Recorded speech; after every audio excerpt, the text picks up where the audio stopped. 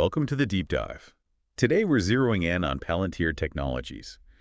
The company always seems to be in the news about AI, big data, especially their work with government and defense. Right, lots of buzz around them. Exactly. So we've gathered, quite a bit. Their Q1 2025 earnings report, news articles, the investor slides, their shareholder letter, even the earnings call transcript. A full picture, then. We hope so. The mission here is really to get past the headlines, the financial jargon, and figure out what's actually driving Palantir. What's the real story here?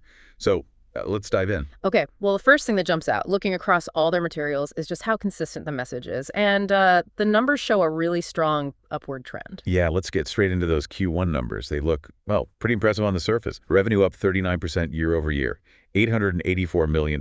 Solid growth. But the U.S. story is even stronger, wouldn't you say? Absolutely. U.S. revenue up 55% year over year. That's $628 million. And that's, 71% of their total business now? Huge focus on the domestic market. Right. And within the U.S., it's not just one segment, the commercial side. Wow. Yeah. U.S. commercial revenue shot up 71% year over year, $255 million. And they hit a $1 billion annual run rate there for the first time. That feels like a pretty big deal. It's definitely a major milestone. Shows they're making serious inroads beyond government. But, their U.S. government side is still growing strong, too. 45% growth there, right. $373 million. So both sides of the U.S. business are firing. Seems like it. Both key drivers. And it's not just top-line revenue. Their profitability looks healthy, too. GAAP operating margin, 20%, $176 million. And the adjusted operating margin is even higher, 44%, which is $391 million.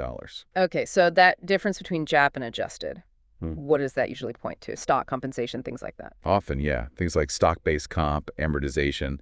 But the key thing is both margins are really strong. And their adjusted free cash flow backs that up. $370 million generated. That's a 42% margin on cash flow. So they're turning revenue into cash pretty efficiently. Very efficiently, especially for a company still growing this fast. They're also closing bigger deals, it seems. 139 deals worth at least $1 million. And 31 of those were over $10 million each. That's significant buy-in from customers. Yeah, suggests they're landing some major clients willing to make substantial investments. It points to market validation, definitely. Confidence in what Palantir is offering. And looking ahead, that U.S. commercial pipeline, total contract value booked, TCV, hit a record $810 million. Right, up 183% year over year. That's huge growth in future business locked in just this quarter. And the remaining deal value, RDV, in that sector doubled to $2.3 billion. Yeah, over 127% growth, so a lot of future revenue potential already identified in that key U.S. commercial market. What do you think drives that kind of, almost exponential growth in TCV and RDV? Is it just AI hype or something more? It's likely more than just hype. It suggests companies are moving past pilot projects, maybe, making bigger, more strategic commitments to platforms like Palantir's, deploying AI more broadly. And they're getting more customers overall too, right? Customer count up 39%, now at 769. Yeah, so it's broader adoption and deeper commitment from existing and new clients. A good combination. They also talked about the Rule of 40. Their score hit 83%. Remind us, what does that Rule of 40 really signify? Sure. It's a quick check for SaaS companies mainly. You add the revenue growth rate percentage to the profit margin percentage. If it's over 40, that's generally considered healthy balancing growth and profitability. So 83% is, way beyond healthy. It's exceptional, yeah. It really highlights how they're managing both growth and margins right now. Okay, so given all that strong performance, they raised their outlook for the full year 2025. They did, boosted the forecast. Total revenue now expected between 3.89 cents and $3.902 billion. That's around 36% growth for the year. And they specifically called out U.S. commercial again. Yep. Expecting at least 68% growth there now, over $1.178 billion for the year. They also raised guidance for adjusted income from operations and free cash flow. Right. Adjusted operations income now guided to $1.711 to $1.723 billion, and adjusted free cash flow between $1.6 and $1.8 billion. And importantly, they expect GAAP profitability every quarter this year. That's a big signal. GAAP operating income and net income expected in Q2, Q3, and Q4 shows a real focus on sustained standard profitability. Okay, so strong results, beat expectations, raise guidance significantly. You'd think the stock would soar, but it dropped almost 10% in after-hours trading. Yeah, that's the puzzle, right? It seems counterintuitive. So what's the thinking there? Were expectations just too high? That seems to be the main theory from analysts. The stock had run up massively. Some reports said almost 90% in the month before the earnings. Ah, okay. So even these great numbers weren't quite enough to match that built-up expectation. Possibly. Or maybe the guidance, while strong, wasn't quite the explosive acceleration some investors were hoping for after that huge rally. It could have triggered some profit taking. Right. The market's setting a very, very high bar. Exactly. Especially in the AI space right now. So let's dig into the themes behind the numbers. Palantir talks constantly about demand for their AI platform, AIP. That seems central. It really does. They frame it as the driver, especially for that U.S. commercial growth we talked about. For listeners, what is AIP, practically speaking? What does it let companies do? Think of it like a central hub or operating system. It pulls together all sorts of data from across a company, cleans it up, connects it.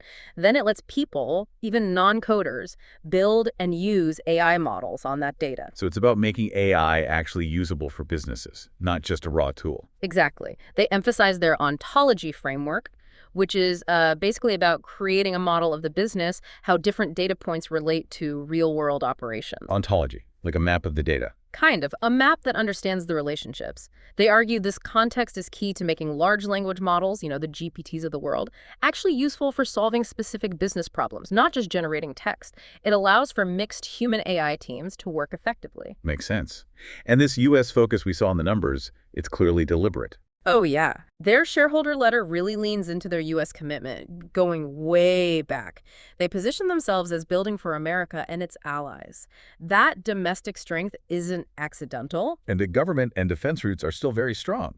Titan and Maven Smart System gave specific mentions. Right. And not just mentions. Titan, this AI-defined vehicle they're the prime for, was ranked a top-performing program by the Army after Q1 deliveries. That's unusual for a software company. A software company prime on a top-performing vehicle program. Wow.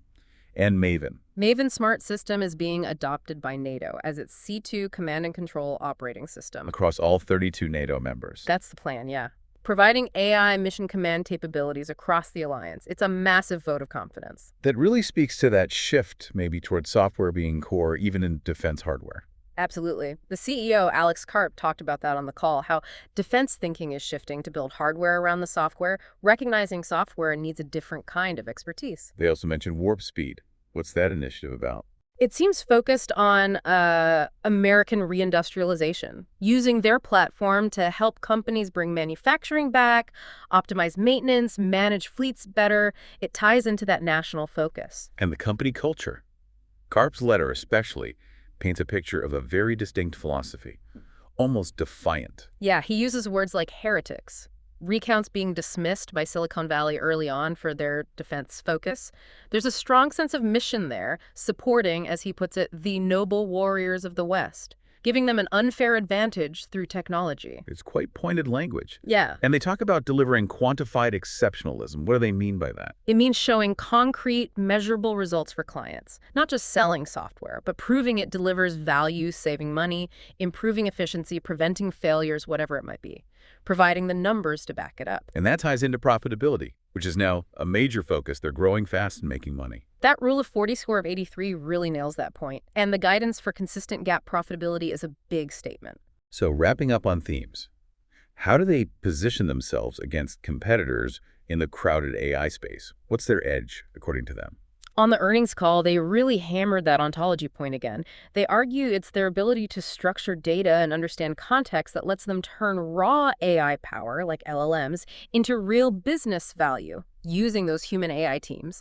That's their claim differentiator over more, let's say, generic AI platforms. Okay, so bringing this all together, this deep dive into Palantir's Q1 paints a picture of, well, really significant growth, especially U.S. commercial, driven hard by AI demand. Right, and their traditional government business is still a strong foundation, plus this very clear identity tied to defense and national security. But despite beating forecasts and raising guidance, that stock drop, it really highlights how complex market sentiment is right now, especially with AI tech stocks. High stakes. Definitely. And for you, the listener, there are some really interesting takeaways here. I mean, think about a software company being the lead on a top-rated military vehicle. Titan, that's a shift. Yeah, and NATO, using their AI for command and control across 32 countries, Maven Smart System. That's huge. And this warp speed idea, using AI for reindustrializing America. Interesting concept. Also, just the philosophy they put forward, that shareholder letter. The focus on defense, meritocracy, is quite distinct. You can't ignore the CEO's strong voice either, calling their early days a freak show. That conviction in their software's value. And the sheer speed of customer adoption. Deals closing fast, growing quickly, shows real momentum. Which leads to a final thought, perhaps. As AI gets deeper into everything, business, government, especially sensitive areas like defense, how do companies like Palantir manage that? Balancing the speed of innovation with, the need for responsible, ethical deployment. That's a big question. And maybe another one, given the market's reaction even to these strong earnings, what does that tell you about investor expectations right now? Especially around this whole AI hype cycle within the current economy, something to chew on.